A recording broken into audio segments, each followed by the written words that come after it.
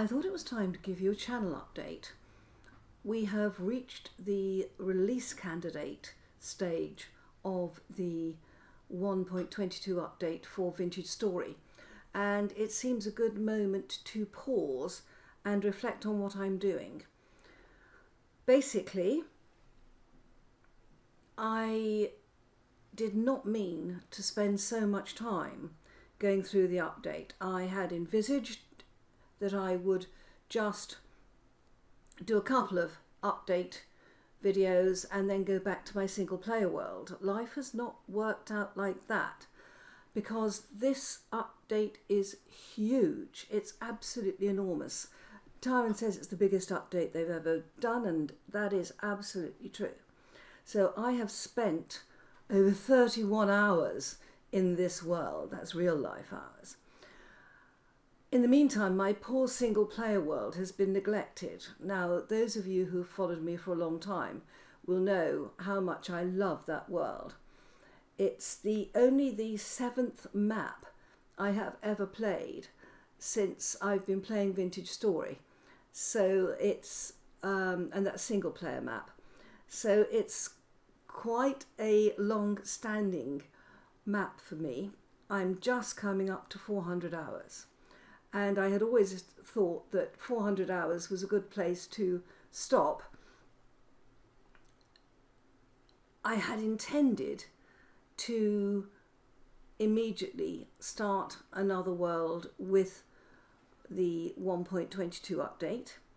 One thing that one of you has identified that's giving me pause is that we know that this update at the moment will not break your previous worlds. I think the world gen is different, but not that different. I think berries are the most affected.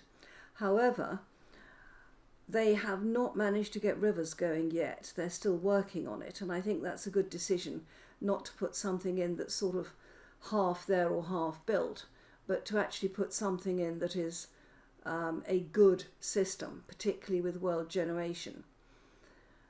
If I start another single player world, will that world then break with the next update where rivers could come in? And how long is it going to take them to get to that point? So I've got a bit of a quandary, but I think in my own mind I need to start a world to find out how these changes do affect us when we are, basically out in the wilderness alone, no tools, no food, no shelter. Oh, so I think I am going to start a new world when there is a release candidate that I think is stable enough. At the moment, I don't think there's a few too many bits and pieces here to still be sorted out. So what I think I'm going to do is I'm going to go back at some stage to 1.21. I am going to do a final look at my base and a final look at my world, because all of you who have followed me for some time will probably like to have one last look.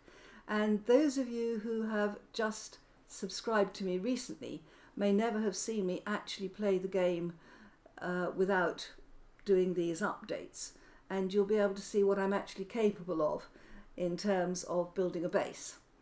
So I think that's what I'm going to do there. I am going to start a new world as soon as I think it's feasible, and one of the things I will be doing is using this seed and looking at different settings. I've got a set of settings I normally use. I'm going to try those first and see if by any chance we come up with this world or something similar enough for me to enjoy it. This seed came up completely by accident. I just wanted a world to start in to make a few videos on the update, and I got this gorgeous, gorgeous world which is based on limestone. Now that is always a huge plus to me, and if we look on the map, within reach I have limestone, I have sedimentary rocks, I have bauxite. I found bauxite in different places. And also, it's a very beautiful world. I mean, the fact that I'm living on an island, and in fact this is an island too, so I'm living on an island off an island. So I do like this seed a lot.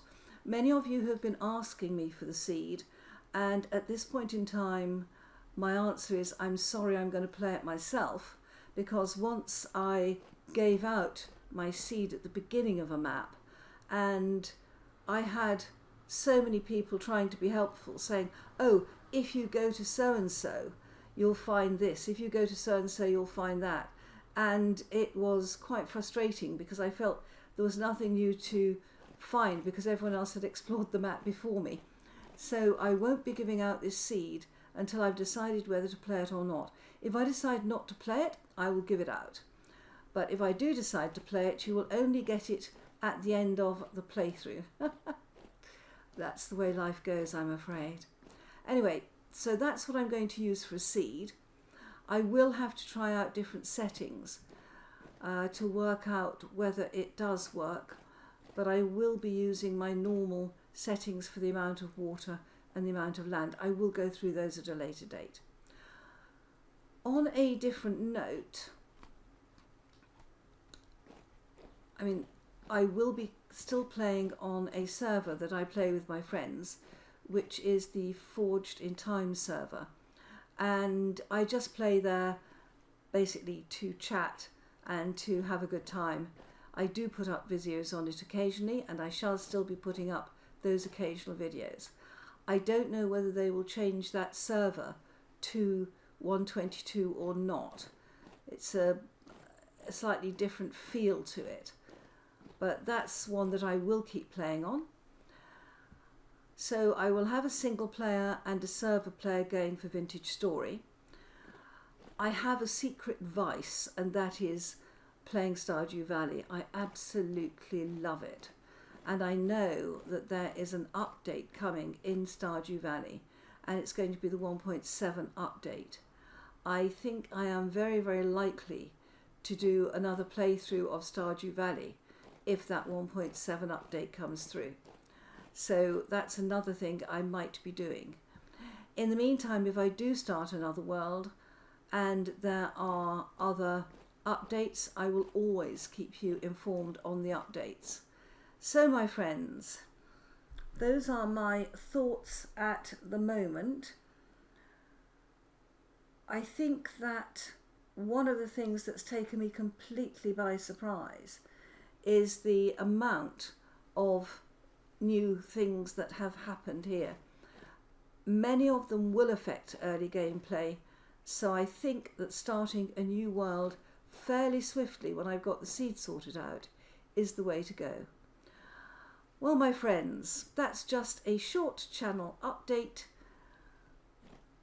I hope that if I do decide to play a single player world, you will still come and watch me and enjoy me as I fight my way through the early stages of the game.